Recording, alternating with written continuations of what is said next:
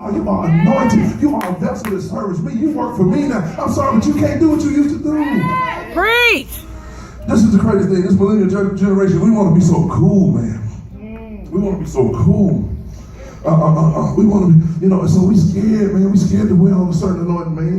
We like to be ourselves, which is cool. Now, let me tell you, I'm 3D church. I am not your average church. I'm not, I get it, but I want the same anointing to flow from me. But there's some things that we cannot change, folks.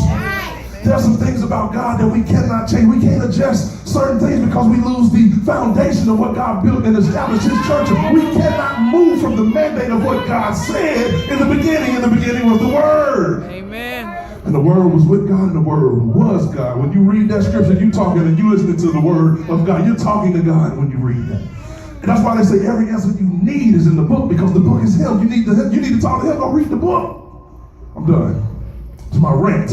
Hear me? But we like to be cool, man. We like to fit in with our anointing. We like to compromise sometimes. A lot of us, we like to, we want to be saved at church, but we want to go back to the streets and be ourselves.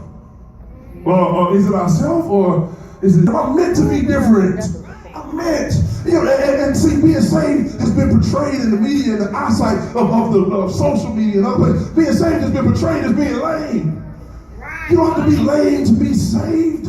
You don't have to live right to be lame, man. Live right and be righteous. Be in right standing with God. Never have I seen the righteous forsaken or his seed begging for bread.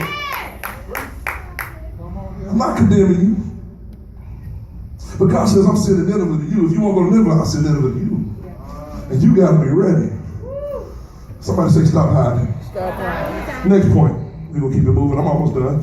Then the Lord sent a great wind.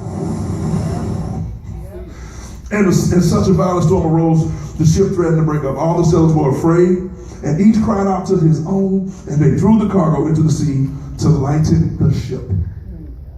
Somebody say collateral damage. Collateral damage. Listen, I want to tie these 2 points together. Because you're hiding, somebody else is hurting. Oh my God. I hope y'all getting something today. Listen.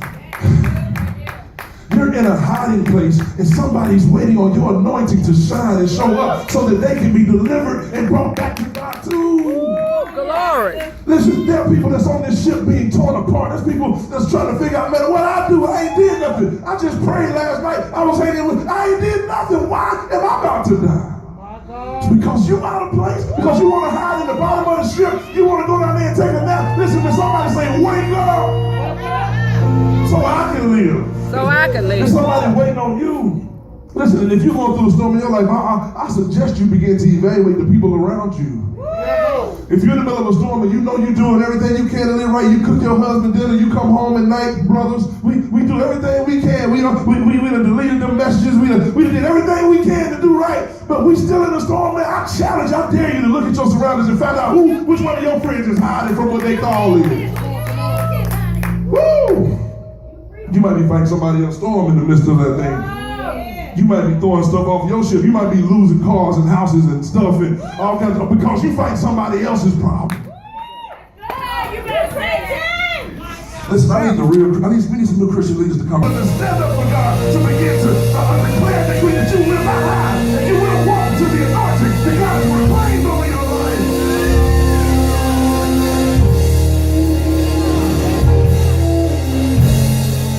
Jesus. I'm so tired of chasing trap music out of my kids' ears. I'm so tired. I gotta stand up against some of this stuff. Like it ain't but so many beats you can put money and drugs on. I need some people to stand up. I need some rappers to get converted, to begin to stand up and fight a different battle. We're teaching our kids how to die. I'm tired of chasing that thing out their ears, man. Everywhere I go. Like, what you listening to? Can you put on something else, please? You try to give them the freedom to listen to, but man, sometimes you just gotta arrest the spirit and say, listen, the spirit that's trying to come up in my son, I refuse today. You are going to stand up and live like God told you to be. The thing that I placed inside of you, you will not be conformed to this world. Next point. I'm almost done, I promise you. I got about 5 good minutes and we out of here. But Jonah had gone below deck, where he lay down and fell into a deep sleep. The captain went to him and said, how can you sleep? Get up, call on your God. How Why can't you sleep right now? Maybe he will take notice of us and that, so that we will not perish. Listen, the number one reason God will send a storm. The point is God, hold on, oh, the slide was a froze. Okay, the point name is God sends storms too. God sends storms, that's the, go back. God sends storms too.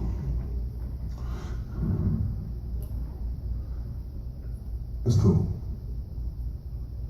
God will send a storm too. So forget the screen. We're going to preach. We're going to do what God said. God sends a storm. Sometimes God will, because you're sleeping on something that he told you to do, he'll send a storm not to hurt you, not to kill you, but to wake you up. He's got to get your attention. And the only way he can get your attention sometimes is in the midst of a storm. It's got to hurt a little. It's got to shake you a little. Sometimes God will send a problem just to get your attention so you can call on him to fix it. Somebody say God sends storms too. God sends storms too. Passion, let me tell you something. Passion comes from pain. Without pain, there is no passion. Without the presence of evil, good has no value. Without opposition, you don't get no stronger. Without weight carrying you down, you get no better. Listen, God says, I have to take you through this pain so that you can gain your passion, so that passion will drive you to my purpose for your life. Oh man, this is heavy. Let me say this. In this next season of your life, God is going to begin to dismantle dysfunction in your home.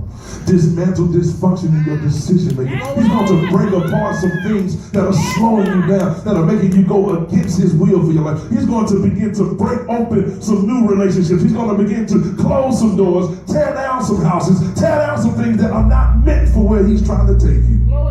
Somebody say distraction. Removing distraction. And distraction, 2 words. Distraction. You've been gaining traction all this time, and it dismantles your traction. You have been, now you also like imagine being on a roller coaster and it loses track. It doesn't stay. Man, God says, I got you going somewhere, but be careful. In this next season, I have to dismantle dysfunction. Arguing with your spouse at home, that's got to stop. At the end of the day, that is no more. We got to begin to stand bigger than dysfunction. I'm speaking to a generation right now. I'm not just speaking to 3D. I'm talking to a whole nation. Arguing is for people who don't know how to communicate well.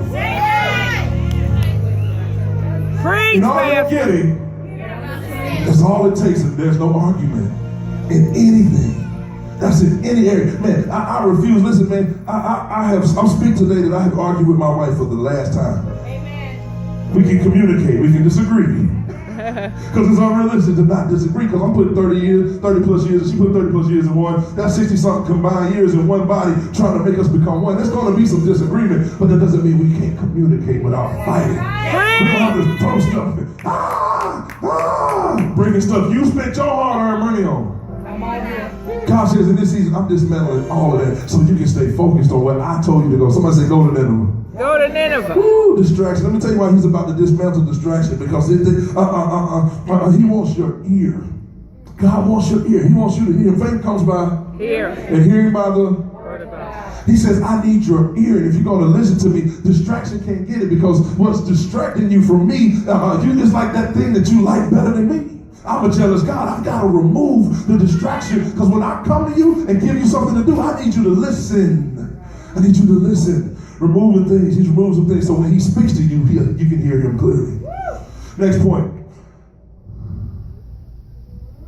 Pick me up and throw me into the sea, he replied, and it will become calm. I know that this is my fault and that this great storm has come upon you. The one thing I want to tell you, if you don't get nothing else, is own it.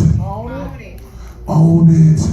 You gotta own what you do wrong. Matter of fact, we're talking about getting stronger and lifting weights, but the strongest man in the world is the man that can admit his weakness. Yeah, that's good. That's the strongest person on the man that can say, man, this is where I'm weak at. This is where I struggle at. I'm gonna own it. This is what it is. Or this is where I messed up at. This is where the fight started at. This is what I have to change. This is what I'm owning. I messed up. Just throw me overboard. Deal with me. Let God deal with me. I don't want nobody to come down with me. I'm owning it right now. 3D, I can never get mad at you all for not doing right. Because I am a leader. I have to own my wrongdoing.